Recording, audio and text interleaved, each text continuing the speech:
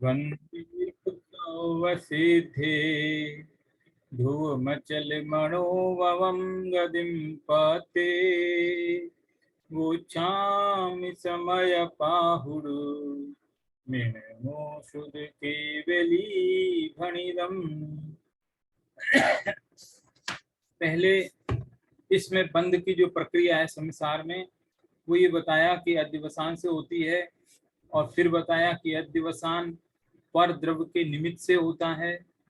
फिर बताया कि परद्रव के निमित्त से अकेला अध्यवसान ही नहीं होता है, अपितु व्यवहार नहीं भी होता है।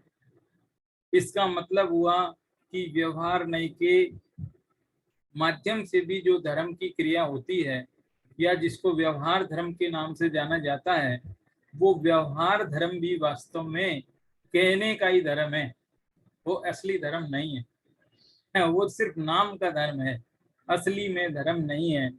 कभी कभी जगत में ऐसा ही होता है, नाम कुछ रख लेते हैं, काम वैसा होता ही नहीं है। ऐसा बहुत होता है। यदि किसी का नाम धर्म रख दिया है तो जरूरी नहीं कि वो धर्मात्मा ही हो, है। तो ऐसे बहुत होते हैं। अमरचंद जी मरते हुए देखे जाते हैं। एक कहानी अभी 2-4 दिन पहले ही सुनी। तो कहानी में क्या सुना, अब कहानी बताता हूँ। कहानी इसलिए याद आ गई कि कभी कभी जो नाम होता है वैसा काम नहीं होता। व्यवहार धर्म का नाम धर्म तो है, लेकिन उधर धर्म जैसा कुछ नहीं है। कहानी ये है कि एक आदमी था जिसका नाम जो है ठन ठन पाल था। बड़ा विचित्र नाम, ठन ठन पाल। तो ये जो नाम है पसंद नहीं आता था, अच्छा नहीं लगता था। उसकी जो है जो भी उसकी वाइफ वगैरह को पसंद नहीं था।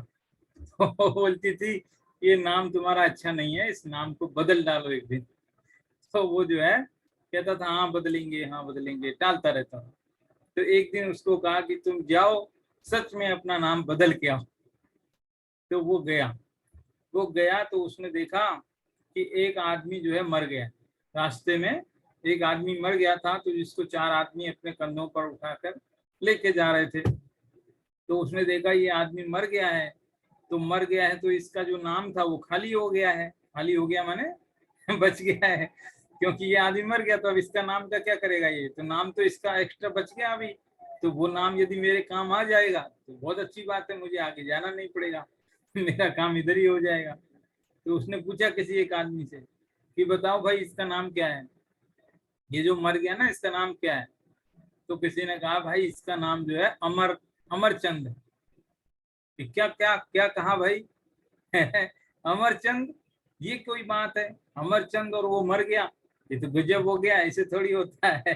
अमरचंद और मर गया, ये तो कोई बात दम नहीं है, बेकार है। फिर आगे गया तो देखा कि एक महिला जो है फटे हुए वस्त्र थे, एकदम निर्धन जैसी हालत है, और जो है ईंधन वगैरह बीन रही है, इधर उधर से कचरा वगैरह बीन रही है। उससे पूछा भाई बहन तेरा क्या नाम है। तो उसने कहा भाई मेरा नाम लक्ष्मी है।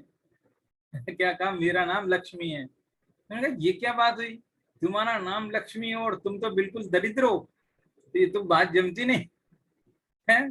तो उसने कहा भाई ये नाम भी मेरे को नहीं जमता है। तो ऐसे ही करके जो है एक निर्धन व्यक्ति था, तो उससे पूछा भाई तुम्हारा नाम क्या है। तो उसने कहा मेरा नाम हीरा लाल है। कि अरे गजब हो गया, तुम्हारा नाम हीरा, इतना कीमती नाम, और तुम बिल्कुल दरिद्र हो। तो कहने का मतलब ये है कि नाम कुछ हो सकता है, लेकिन उसमें वो बात हो या ना हो ये जरूरी नहीं है। जगत का ऐसा सिस्टम है। इसी तरह से जो व्यवहार धर्म है, वो व्यवहार धर्म सिर्फ नाम का ही धर्म है, उसमें दरअसल धर्म नहीं होता है। क्योंकि धर्म होता है स्वाश्रित और व्यवहार धर्म होता है पराश्रित। ये बात पहले आ चुकी है। व्यवहार धर्म में परद्रव का आलम्बन होता है, परद्रव का लक्ष्य होता है। जैसे जैसे रत्नत्रय है ना, 3 रत्नत्रय है, सम्यक दर्शन ज्ञान चारित्र। उन 3 ही रत्नत्रय को व्यवहार पर भी लागू करके देखो और निश्चय पर भी लागू करके देखो। तो व्यवहार सम्यक दर्शन होता है देव शास्त्र गुरु की श्रद्धान, देव की श्रद्धान, मतलब शास्त्र माने मतलब सम्यक ज्ञान, व्यवहार सम्यक ज्ञान माने कि शास्त्रों का अध्ययन करना, द्वादशांग जिनवाणी को पढ़ना। तो शास्त्र भी मुझसे भिन्न है, देव भी मुझसे भिन्न है, और चारित्र, ये जो महाव्रत वगैरह का पालन करना, सत्य बोलना, ये सब, तो ये भाषा वर्गणा के काम है जो कि मुझसे भिन्न है। तो व्यवहार धर्म में तीनों ही चीजें, सम्यक दर्शन भी, सम्यक ज्ञान भी, सम्यक चारित्र भी, ये तीनों ही चीज मुझसे भिन्न है। जबकि निश्चय की परिभाषा से यदि इन तीनों को देखें तो वो मुझसे भिन्न नहीं है। क्या है निश्चय की परिभाषा? कि मेरे अपने आत्मा का श्रद्धान, वो तो है सम्यक दर्शन, तो मेरा आत्मा मुझसे भिन्न थोड़ा ही, मैं ही हूँ। और मेरे अपने आत्मा का ज्ञान, वो सम्यक ज्ञान है, वो भी मुझसे भिन्न नहीं है, मैं ही हूँ। और मेरे अपने आत्मा में ही लीनता, उसी का आचरण, तो वो भी मुझसे भिन्न नहीं है। तो अभिन्न है, स्वाश्रित है, और जो स्वाश्रित है वही असली धर्म है, जो पराश्रित है वो असली धर्म नहीं है। यही बात यहाँ चल रही है, इतने दिन से यही चल रहा है। बंध का जो मूल कारण है वो बताया था अध्यवसान, ठीक। और अध्यवसान उत्पन्न होता है परद्रव के आश्रय से, ठीक। अब उन्होंने कहा कि ये परद्रव के आश्रय से जो जो उत्पन्न होता है ना, वो सभी बंध का कारण ले लेना आप, अकेले अध्यवसान नहीं, और भी ले लेना। कि और क्या, कि जैसे परद्रव के आश्रय से व्यवहार नहीं हुआ, तो वो व्यवहार नहीं भी आपका बंध का ही कारण है, मोक्ष का कारण नहीं है। व्यवहार धर्म भी बंध का कारण है, मोक्ष का कारण नहीं है। ये बात यहाँ पर चल रही है। इसी क्रम में आगे फिर ये कहा जा रहा है कि जब परद्रव के आश्रय से होने वाली सारी ही चीजें, सारी ही क्रिया, सारी ही बातें यदि बंध का ही कारण है, तो फिर बहुत बड़े बड़े मुनिराज भी है परद्रव इसकी व्यवहार धर्म का आश्रय लेते हैं। और इतना ही नहीं, वो जो अभव मिथ्या दृष्टि होता है मुनि बन जाता है, उसके जीवन में भी वो भी जो है बहुत कुछ आगे बढ़ जाता है। तो इसका कैसे डिसाइड करे, कौन करे, कैसे पता लगे कि असली धर्म क्या है धर्म है कि नहीं है, तो इसका कैसे पता लगे?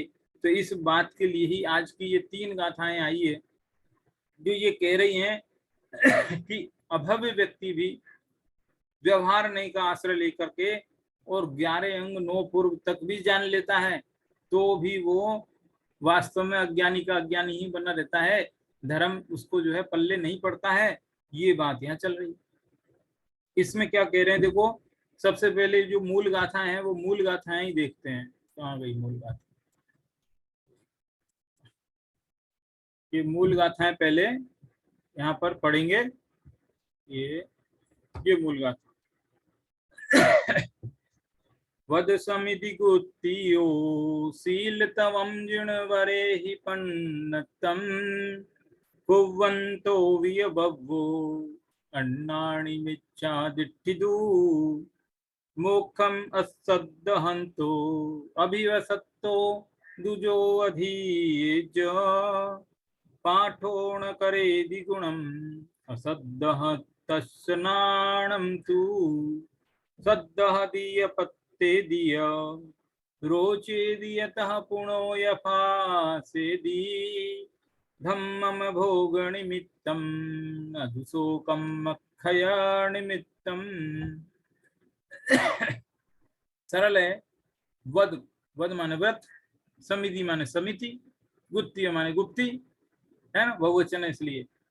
व्रत, समिति, गुप्ति, शील, तप, तवम यानी तप, जिनवरे ही पन्नतम, जो जिनवरों ने प्रणीत बताए हैं, यानी जिनवर भगवान के द्वारा बताए हुए जो व्रत हैं, समिति है, गुप्ति है, तप है, शील है, इन सब बातों को कुव्वंतो भी, करते हुए भी, कुव्वंतो माने करते हुए भी, कौन? अभवो, अभव जीव, अभव जीव इन सब का पालन करते हुए भी अन्नाणी मिथ्या दृष्टिदु, अज्ञानी और मिथ्या दृष्टि ही रहता है। कितनी स्पष्ट सरल गाथा, सारे शब्द एकदम सीधे हैं, सरल हैं।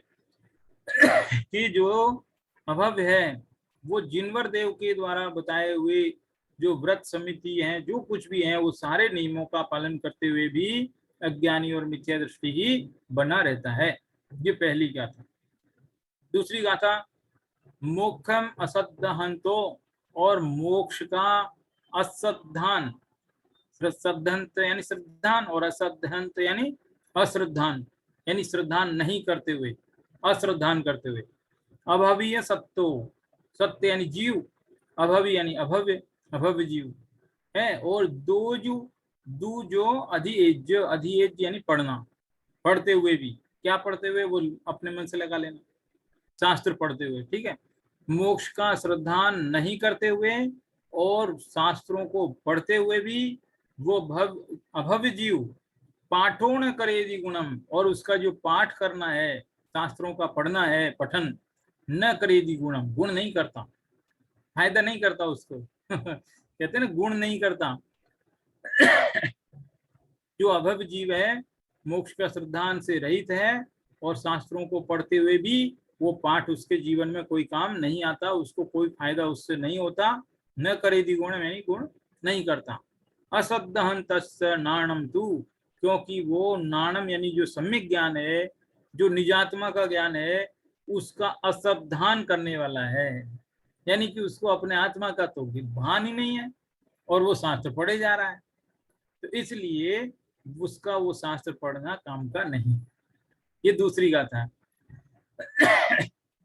शास्त्र पढ़ना कब काम आएगा, कि जो शास्त्र में लिखा है वो जीवन में उतरे, तब तो शास्त्र पढ़ना सार्थक हुआ, और वरना सार्थक नहीं हुआ। मान लो किसी शास्त्र में कोई आपको रेसिपी की किताब होती है, रेसिपी है, अलग अलग प्रकार के व्यंजन बनाने की रेसिपी है, और उस किताब को आपने पूरी पढ़ ली, लेकिन पूरी पढ़ने के बाद भी आपको एक भी रेसिपी बनानी नहीं आई, तो बताओ वो किताब पढ़ना सार्थक हुआ कि निरर्थक हुआ? कोई फायदा नहीं हुआ। ऐसे ही यदि समय सार आदि जो ग्रंथ हैं, इन ग्रंथों को पढ़ करके यदि आत्मा जानने में आ जाए, तब तो हम मानेंगे कि समय सार हमने पढ़ा है, वरना तो फिर पढ़ा नहीं पढ़ा बराबर ही है ना। तो इसी प्रकार से कह रहे हैं कि जो मोक्ष का श्रद्धा नहीं करता है, ऐसा जो अभव्य जीव है, वो शास्त्रों को पढ़ते हुए भी वो पाठ उसका जो है, शास्त्रों का पठन है, वो उसके कोई काम नहीं आता, उसको गुणकारी नहीं है, क्योंकि वो नाणम यानी अपने आत्मज्ञान को अश्रद्धंत से, अपने आत्मज्ञान की जो श्रद्धा नहीं है उसको, यानी अपने आत्मा की श्रद्धा नहीं है। आत्मा असली ज्ञान क्या है, आत्मज्ञान, वो पता ही नहीं। ठीक है। अब तीसरी गाथा, सदहदी, ये पत्ते दिया, और क्या करता है, देखो पहले एक शब्द और नीचे की लाइन में, धम्मम, धम्म में धर्म का, यानी वो धर्म, ऐसा नहीं है कि जीवन में धर्म नहीं है उसके, धर्म तो पालता है वो। कैसे पालता है, सदहदी, पूरा श्रद्धान करता है धर्म का, और सच्चे धर्म का, ऐसे वैसे नहीं, सच्चे धर्म का, जिन धर्म का श्रद्धान भी करता है, पत्ते दी, और प्रतीति करता है, प्रतीति यानी बहुत बहुमान करता है, रोचे दी, और उसकी रुचि भी उसको है, ऐसा नहीं है कि रुचि नहीं है, रुचि भी है, श्रद्धान भी करता है, प्रतीति भी करता है, और रुचि भी करता है, तय पुणो या फांसी, और उसका धर्म का बारंबार स्पर्श भी करता है, यानी कि उसका जीवन में आचरण भी करता है। फांसी मतलब वैसे तो स्पर्श करना होता है, लेकिन इसका मतलब आचरण भी करता है, अपने जीवन में भी उसको लाता है। अब यहाँ आप सोचिए कितनी कितनी आगे तक की स्टेप कही है। फिर कह रहे हैं कि वो इतना करने के बाद भी, जीवन में उस धर्म को आचरण में लाने के बाद भी, फिर भी कैसा रहता है, अज्ञानी विचेष क्यों रहता है, वो सबसे नीचे की लाइन में लिखा। उसका मूल कारण क्या है, देखो, धम्मम भोग निमित्तम, क्योंकि वो जो धर्म कर रहा है ना, वो धर्म भी भोग निमित्तम भोग के निमित्त से कर रहा है। उसके अंतरंग में, मन के किसी कोने में कहीं तो ये बैठा है कि अरे मैं धर्म करूंगा तो मेरे सुख शांति हो जाएगी जीवन में, मैं धर्म करूंगा ना तो मेरी तरक्की हो जाएगी, मेरा प्रमोशन हो जाएगा, मेरे को अच्छा काम धंधा मिल जाएगा, मेरी 4 लोगों में इज्जत बन जाएगी, कहीं तो कुछ, और चलो ये भी नहीं होगा तो अगले जन्म तो सुधर जाएगा, अरे मैं अच्छी गति में चला जाऊंगा, मैं चक्रवर्ती भी बन सकता हूँ मेरे जीवन में थोड़ी सी कोई तकलीफें दूर हो जाएगी, ऐसी उसकी जो अंतरंग में कहीं ना कहीं कोई ना कोई बात बनी रहती है कि ये कब क्यों करता है धर्म। भोग निमित्तम, भोग के निमित्त से करता है, नादु कमक खय निमित्तम, कर्म क्षय के निमित्त से नहीं करता। धर्म का जो पालन है जीवन में, वो इसलिए नहीं करता कि मेरे कर्म कट जाएंगे, मेरे को मोक्ष मिल जाएगा, मैं परम सुखी हो जाऊंगा, मुझे अपने आत्मा में जो अतीन्द्रिय ज्ञान और आनंद है उसका स्वाद मिल जाएगा, ये दृष्टि नहीं है उसकी। ये लक्ष्य नहीं है। लक्ष्य है मेरे को ये सांसारिक जो सुख है ना, है सांसारिक सुख में कोई विघ्न बाधा नहीं है। मंदिर भी जाए, भगवान का भजन भी करे, तो किस लिए? इसलिए करे। इसलिए उसके जीवन में वो अभव जीव इतना सब करने के बाद भी सब पानी में चला जाता है, धर्म नहीं होता है उसका। ये व्यवहार धर्म कहने भर का ही धर्म है, कुछ काम का नहीं। समझ में आई? इतनी ऐसी बात है। मूल गाथाओं पे ही मैंने थोड़ा ज्यादा फोकस कर दिया है, क्योंकि मूल गाथाओं में ही बात में दम है ना। अब देखो इसका हिंदी पद्यानुवाद। व्रत समिति गुप्ती शील तप आदिक सभी जिन वर कथित, करते हुए भी अभव्य जन ज्ञानी मिथ्या दृष्टि है। मोक्ष के श्रद्धान बिन सब शास्त्र पढ़ कर भी अभवी, को पाठ गुण करता नहीं है ज्ञान के श्रद्धान बिन। अभाव्य जन श्रद्धा करे, रुचि धरे अर रच पच रहे, जो धर्म भोग निमित्त है अर जो धर्म भोग निमित्त है, ना कर्म क्षय में निमित्त जो। क्या मतलब? देखो इसमें ये कह रहे हैं कि एक बार ये बात बहुत पहले मैंने एक बार जब हम मोक्ष प्रकाशक पढ़ रहे थे तब भी बताई थी। क्या बताई थी? कि तीन चीजें होती है, तीन चीजें हैं। पहली चीज है क्रिया, दूसरी चीज है परिणाम, परिणाम कहो या भाव कहो, भावों का फल है, और तीसरी चीज उसके भी ऊपर वो है आशय, अभिप्राय। तो वो जो तीसरी चीज है ना, वो इन दोनों के भी ऊपर तीसरी स्टेज है जो सबसे भारी है। क्रिया का फल माना कि नहीं है, भावों का फल है, ठीक है, मान लिया भावों का फल है, भाव अच्छे होंगे तो अच्छा मिलेगा, सब ठीक है। लेकिन वो भाव अच्छे क्यों है, जरा उसके पीछे की तरफ कुछ देखा जाए, पर्दे के पीछे क्या छुप रहा है। भाव तो अच्छे हैं, एक पुजारी पूजा करता है, बहुत अच्छे मन से करता है, चार लोग उसको भला बुरा भी कहते हैं तो भी वो गुस्सा नहीं करता है, एकदम शांत स्वभाव से सबसे जय जिनेन्द्र बोलता रहता है। लेकिन उसके अंदर में ये हो सकता है कि ये लोग जो मुझसे भला बुरा कहते हैं, यदि मैं इनको पलट कर जवाब दूंगा और मैं इनको गुस्सा करूंगा तो हो सकता है लोग मुझे इतनी इज्जत नहीं देंगे, ये भी हो सकता है, इसलिए गुस्सा नहीं करता हो, इसलिए उसके भाव अच्छे रहते हो। तो अब आप ही बताओ कि भावों का फल है कि उस आशय का फल है? भाव भी जिस बेस पर उसने अच्छे रखे थे, ऐसा जो उसका अंतरंग जो अभिप्राय था, वो सबसे मेन मुद्दे की बात है, और उसको हमें पकड़ना है, वो भावों के भी बड़ी बात है। आपके भाव तो अच्छे हैं। देखो एक दूसरा उदाहरण वो बहुत अच्छा है। एक बॉस अपना है, ऑफिस में बॉस है, और हम ऑफिस गए और लेट गए तो बॉस को गुस्सा आ गया क्योंकि उस दिन अचानक काम था, और उसने जो है हमें कुछ भला बुरा कह दिया। अब उस भला बुरा कहने के बाद भी हम एकदम शांत विनम्र और जी जी जी सर, जी सर, जी सर, ऐसा ऐसा करके, और एकदम ऐसा दिखाएंगे जैसे हमको कोई दिक्कत ही नहीं, कोई परेशानी नहीं। लेकिन अब आप ही बताओ कि वो जो एकदम विनम्रता जो झलक रही है, जी सर बोल रहा है, वो आदमी सच में ही, भाव तो अच्छे है ना, भाव तो सही दिख रहे हैं उसके ऊपर से, तो अंतरंग में भले ही खराब है, लेकिन एक मिनट यूं भी समझो अंतरंग में भी थोड़े ठीक हो जाएं। लेकिन ऐसा क्यों? क्योंकि वो जानता है कि मैं गुस्सा करूंगा तो मेरी नौकरी चली है। तो कहने का मतलब वो जो अंतरंग में उसका जो प्रयोजन है, क्या बोलते हैं, अभिप्राय, वो ठीक नहीं है। इसी प्रकार अभव जीव के साथ भी यही प्रॉब्लम है, और अभव का तो एग्जाम्पल है। आप ऐसा मत सोचना ये अभव की बात चल रही है, हमारी बात नहीं है, अभव का तो एग्जाम्पल है। लेकिन अभव जैसा हम सबके साथ हमारे अभिप्राय में ये रहता है कि हम जो ये धर्म कर रहे हैं, ये जो समय सार पढ़ रहे हैं ना, इससे हमारे जीवन में अनुकूलता हो जाएगी। क्योंकि देखो ना, अब हमने समय सार पढ़ना शुरू किया है 1.25 साल से, तो अब हमारे पुण्य तो बंधेगा ना, तो पुण्य बंधेगा तो फिर तो कुछ जीवन में ठीक हो जाएगा ना, थोड़ा तो ठीक हो जाएगा। इसका मतलब हमारा अभिप्राय में गड़बड़ है। अज्ञानी जीव शास्त्र पढ़कर भी अपने मिथ्यात्व का ही पोषण करता है? ये बात इसमें चल रही है।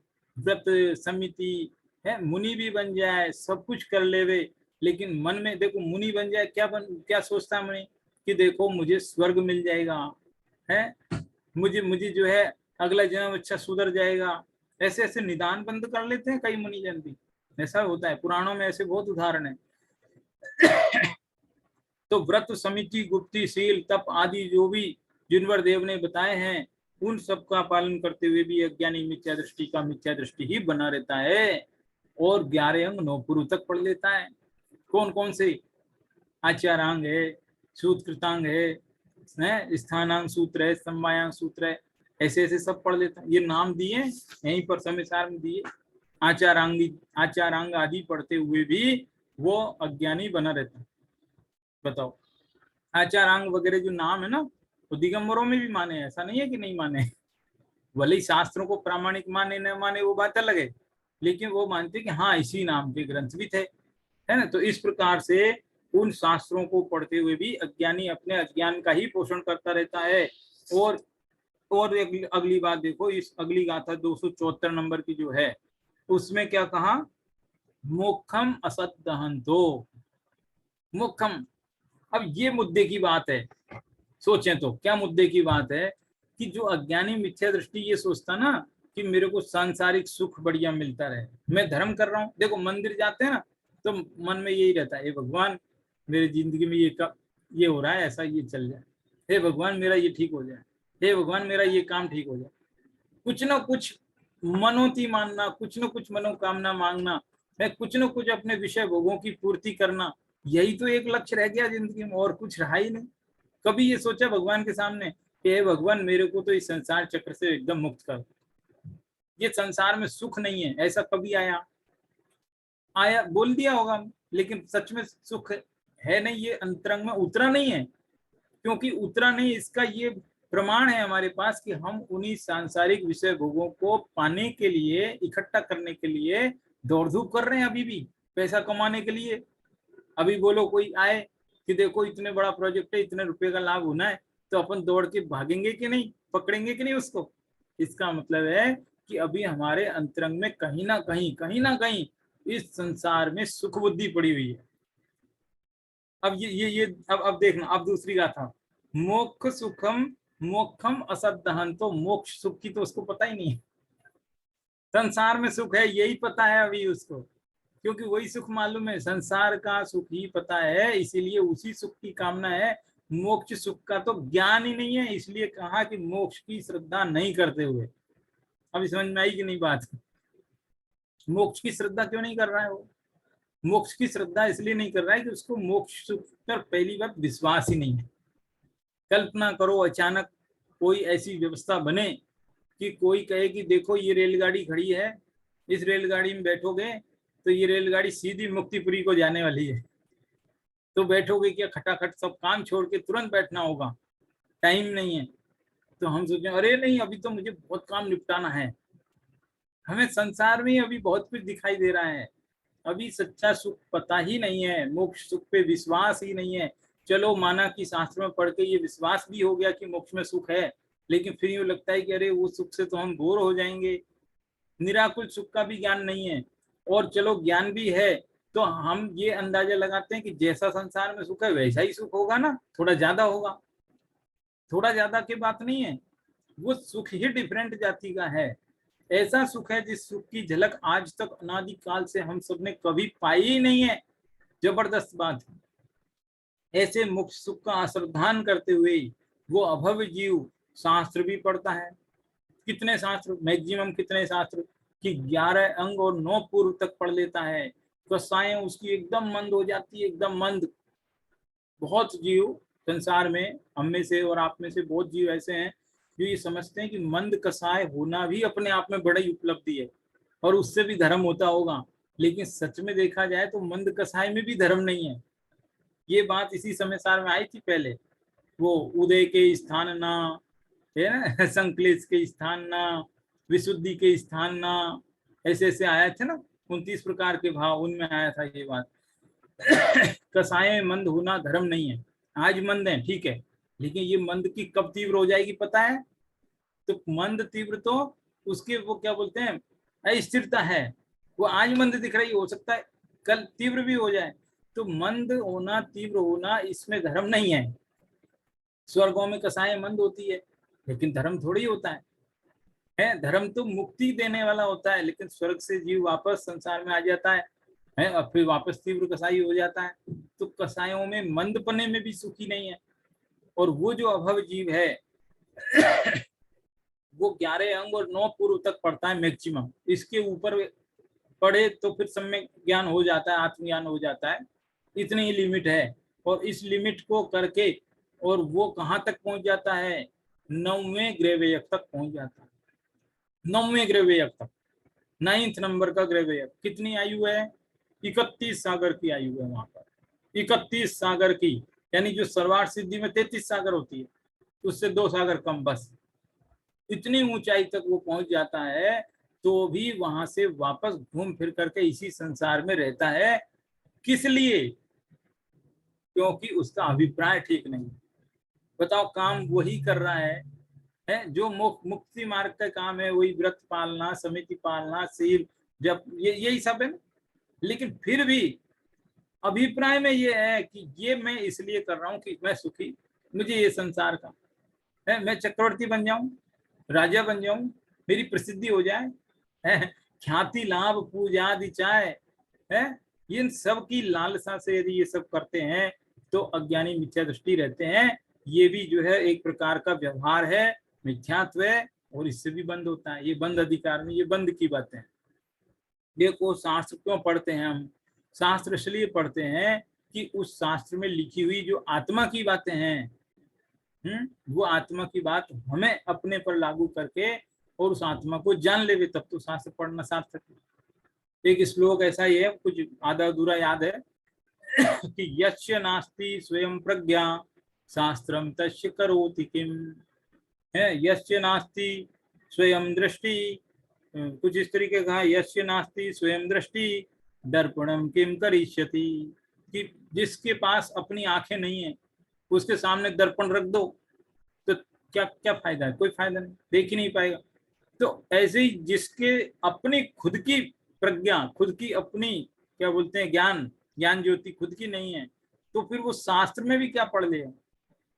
शास्त्र में भी तो तभी फायदा है ना जब वो अपनी खुद की ज्ञान ज्योति जगा ले, शास्त्र में देख करके और अपने आत्मा को जो पढ़ ले, तब तो शास्त्र पढ़ना सार्थक है। और जो आत्मा को ही नहीं पढ़ पाए, वो शास्त्र पढ़ना सार्थक नहीं है। तो इस प्रकार की स्थिति उस अज्ञानी के साथ होती है, और उस अज्ञानी की बात नहीं, हम अज्ञानी के साथ होती है। उसके उदाहरण है, लेकिन ये समझा हमको रहे हैं। ऐसे मान लो बहू को कुछ कहना हो तो बेटी को कहते हैं और बहू समझ लेती है इशारे में। तो ऐसे ही ये जो है बात तो क्या है, अभव को कह रहे हैं, अभव की बात कह रहे हैं। लेकिन समझदार समझ लेगा कि ये मेरी अपनी बात है, मेरे पर भी लागू होती है। मैं भी संसार में शास्त्र भी पढ़ता हूँ, या देव दर्शन भी करता हूँ, या मैं माला भी जपता हूँ, तो मेरे मन में यही कामना है कि इससे मेरा भला हो जाएगा, इससे मेरे कोई धन आ जाएगा, मेरे संतान हो जाएगी, विवाह हो जाएगा, नौकरी लग जाएगी, प्रमोशन हो जाएगा, पैसा आ जाएगा। यही सब तो है संसार की सुख की माया। तो इस माया के चक्कर में ही हम सही काम करते हुए भी उसका जो सही लाभ मिलना चाहिए वो लाभ नहीं मिल पाता, मिथ्यात्व बनता रहता है। ये इतनी जबरदस्त बात चल रही है ना। वो धर्म का पालन करता है, लेकिन अंतरंग तप को नहीं जानता है। ठीक है, देखो इसमें क्या कह रहे हैं कि ऐसे ऐसे जीव, अभव जीव, और ऐसे ऐसे हमने भी कई कई बार 31 सागर की आयु वाले पद पाए हैं। शास्त्र में 6 डाला में लिखा है, अंतिम ग्रीवकलों की हद पायो अनंत विरियापद पर सम्यक ज्ञान न लाध्यो पुर में निज आराध्यो। कुछ इस तरीके का कहने का मतलब यह है कि अंतिम ग्रीवक लो की हद, हद माने वहां तक स्थिति, कितनी बार? अनंत विरिया पर, अनंत बार, अनंत बार हमने अंतिम ग्रीवक लो तक पहुंच गए हैं, 31 सागर की आयु तक चले गए हैं। लेकिन अंतरंग में अभिप्राय ठीक नहीं होने से संसार के संसार में है। अब आचार्य कुंतुज कह रहे हैं कि भाई अभिप्राय सुधार लो तो काम बनता नजर आ जाएगा, वरना तो वापस वैसी की वैसी स्थिति। अभिप्राय सुधरना चाहिए। देखो आप जो देव के दर्शन करते समय भगवान से ये सोचते हो कि देखो भगवान मेरा थोड़ा ये काम ठीक हो जाए, मेरे ये काम चल रहा है जिंदगी में, ये थोड़ा ठीक हो जाए, 2-5 करोड़ रुपए के काम होगा, ज्यादा से ज्यादा कितना क्या होगा, वो सब करने के लिए क्या होगा, इस जन्म में आंख बंद हुई और खत्म। कहने का मतलब आयु पूरी हुई और खत्म। जो कमाया था वो यहीं रह गया ना, जिसके लिए भगवान के पास गए थे और उनसे कहा था भगवान मेरा ऐसा हो जाए, है ना, तो क्या निकला निष्कर्ष? ऐसी चीज मांग रहे जो यहीं छूट जाएगी। अरे कम से कम ऐसी तो कामना करो कि भगवान मेरा तो ये जन्म मरण का चक्र छूट जाए। देख लिया मैं तो इस संसार में सुख है ही नहीं किधर भी। संसार में सुख और दर्पण में मुख, पूरा ही दिखता है, बाकी होता थोड़ी है। दर्पण में मुंह दिखता है लेकिन होता है क्या? होता तो यहाँ है, वहां तो दिखता है। ऐसे ही सुख तो यहाँ है अपने अंतरंग में, संसार में तो पूरा दिखता ही है। तो ऐसी बात यहाँ है। देखो जयचंद जी छाबड़ा क्या लिखते हैं वो देख लीजिए। यहाँ इतना विशेष जानना चाहिए कि यह हेतुवाद रूप अनुभव प्रधान ग्रंथ है। समय सार क्या है? अनुभव प्रधान ग्रंथ है, अनुभूति के आधार पर लिखा हुआ है। आचार्य कुंतुन ने खुद फील करके लिखा है एक तरीके से, इसलिए इसमें अनुभव की अपेक्षा से भव्य अभव का निर्णय है, अनुभव की दृष्टि, है ना। बस एक होता है सिद्धांत, एक होता है अध्यात्म। तो समय सार तो है अध्यात्म, और जैसे ये गोमट सार हुए, धवला हुए, तटखंडागम हुए, कसाय पाउड हुए, ये सब है सिद्धांत ग्रंथ। वो करुणान योग होता है। सिद्धांत को दूसरे शब्दों में कहना हो तो करुणान योग, ठीक है, और अध्यात्म को दूसरे शब्दों में कहना हो तो द्रव्यान योग, ऐसा भी है। तो यहाँ कह रहे हैं कि ये जो अभव की जो बात बता रहे हैं वो भव्य अभव का निर्णय अध्यात्म की दृष्टि से बता रहे हैं, ठीक है, अनुभव प्रधान दृष्टि से बता रहे हैं। अब यदि इसे अहेतुवाद आगम के साथ मिलाएं, आगम माने करुणान योग के साथ मिलाएं, तो अभव को व्यवहार नय के पक्ष का सूक्ष्म केवली ज्ञान गम्य आश्चर्य रह जाता है। क्या समझ में आया? ये नहीं समझ में आया? देखो कई बार वो अभव जीव जिसकी एकदम मंद कसाय है, जो जिनवर कथित आचरण का पालन भी करता है, और उसको खुद भी मालूम नहीं चलता है कि मेरे अंतरंग में कहीं ना कहीं ऐसा अभिप्राय भी है, केवली ज्ञानगम सूक्ष्म रह जाता है अभिप्राय। यानी अभिप्राय सुधारना कितना मुश्किल काम हो गया, पता ही नहीं है, वो खुद ही भूल गया, उसको खुद ही मालूम नहीं है कि मेरा क्या अभिप्राय है, मेरी क्या इच्छा है, इस धर्म को पालन करने के पीछे क्या मनसा है, मैं क्यों कर रहा हूं, वो खुद ही भूल जाता है। सूक्ष्म केवली गम आशा रह जाता है, जो कि छद्मस्त का अनुभव गोचर नहीं होता है। छद्मस्त यानी हम जैसे अल्पज्ञानी, उनको पता नहीं चल पाती कि अरे अपने भी अभिप्राय में ऐसा है क्या, रहता ही नहीं ध्यान में, हो मतलब ऐसा। अब ये कब होएगा? अच्छा चलो ये कब होएगा?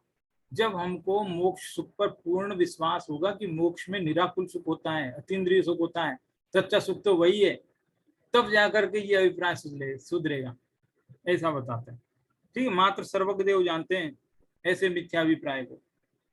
इस प्रकार केवल व्यवहार का पक्ष रहने से उसके सर्वथा एकांत रूप मिथ्यात्व रहता है।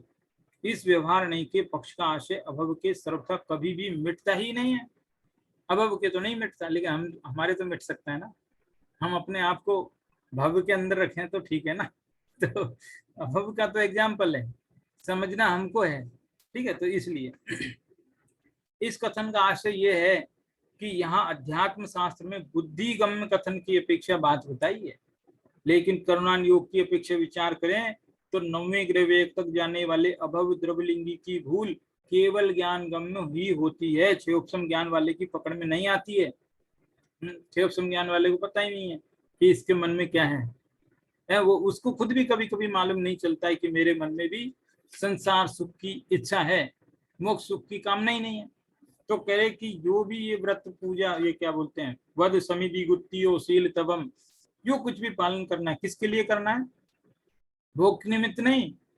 सबसे नीचे की लाइन 275वीं गाथा में सबसे नीचे, धम्मम भोग निमित्तम न दुशोकम खया निमित्तम कि वो धर्म करना है तो किसके निमित्त करना है?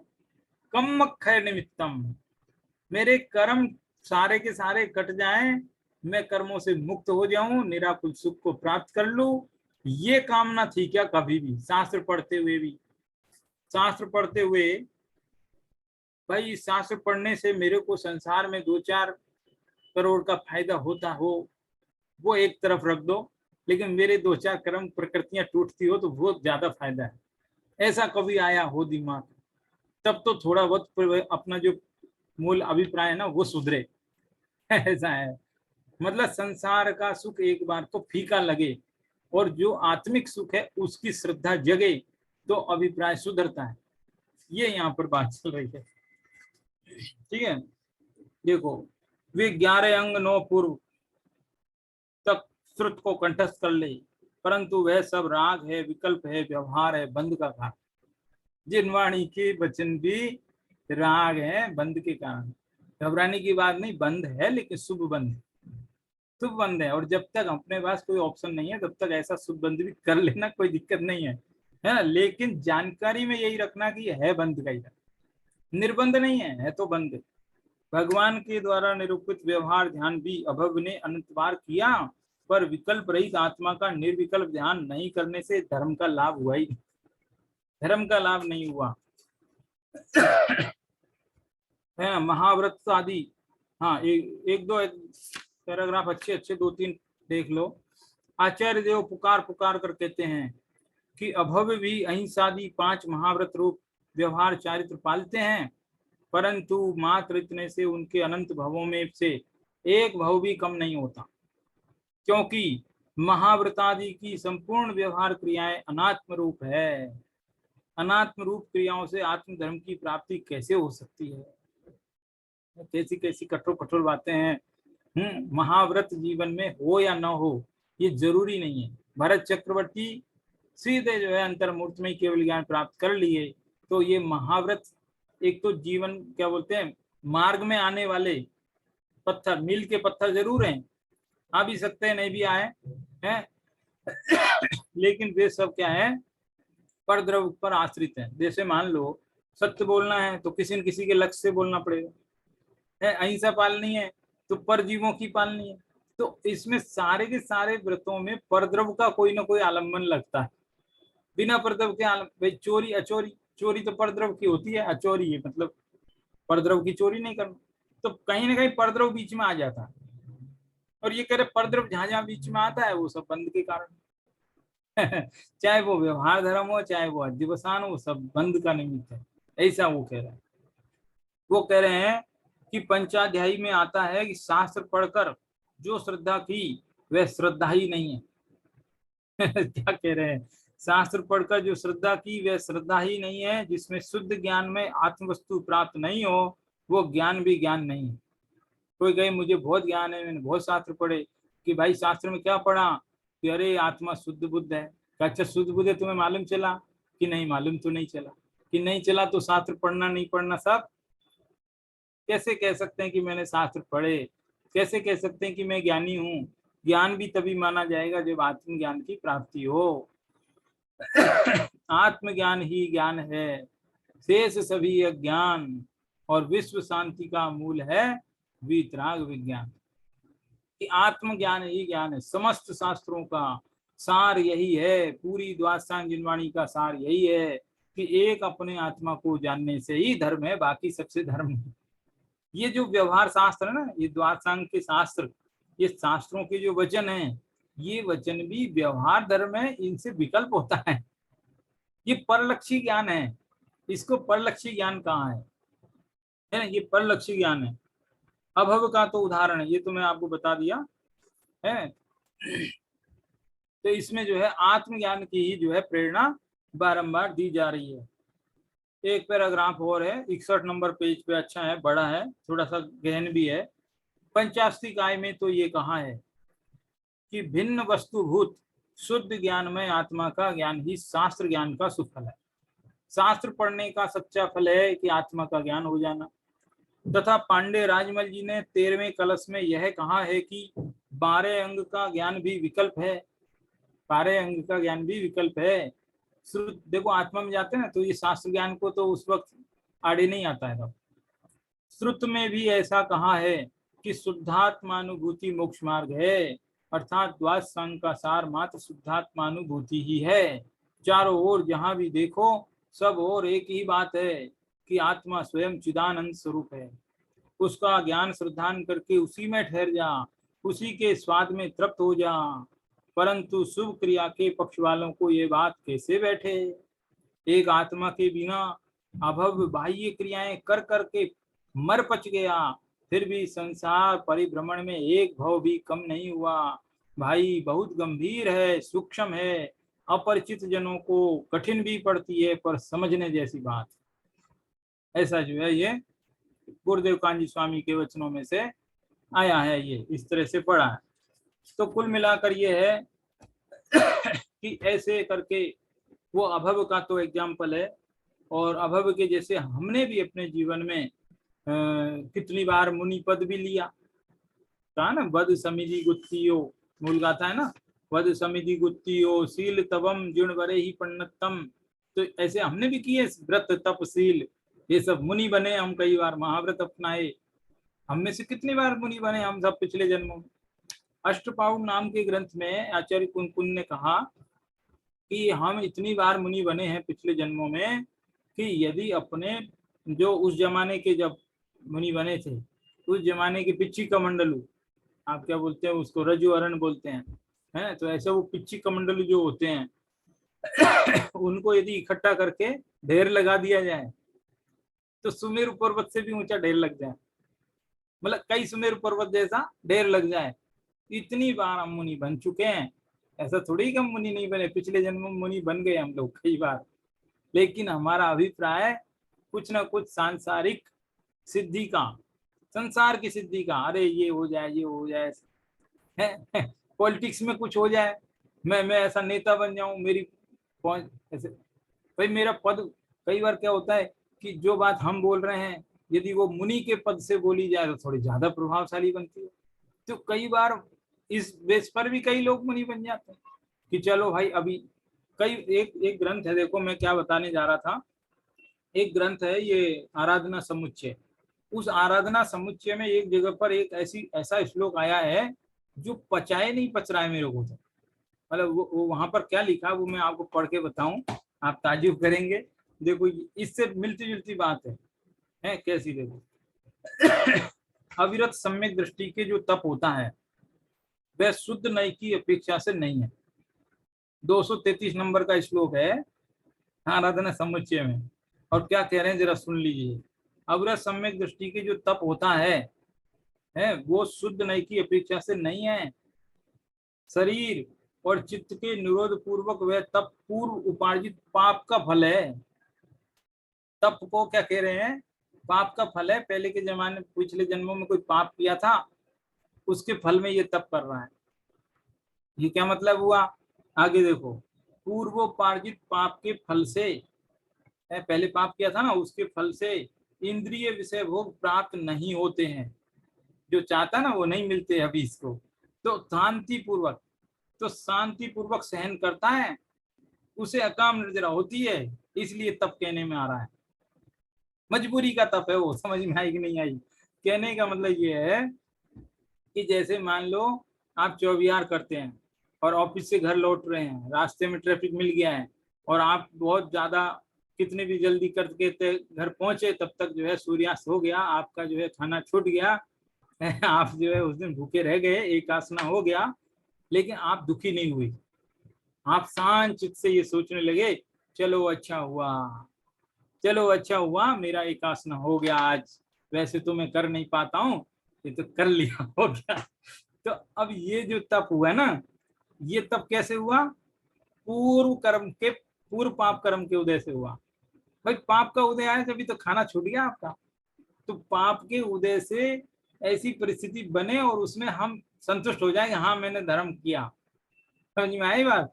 तो इसी प्रकार से ये जो अभव्य मिथ्या दृष्टि जीव है ना, उसके जीवन में यही होता है, चलो अच्छा है इस बहाने मैंने देखो धर्म का क्या धर्म करते करते भी उस धर्म के पीछे एक पर्दा है भावों का, उस भावों के पर्दे के पीछे भी एक और पर्दा है जिसका नाम है अभिप्राय का पर्दा।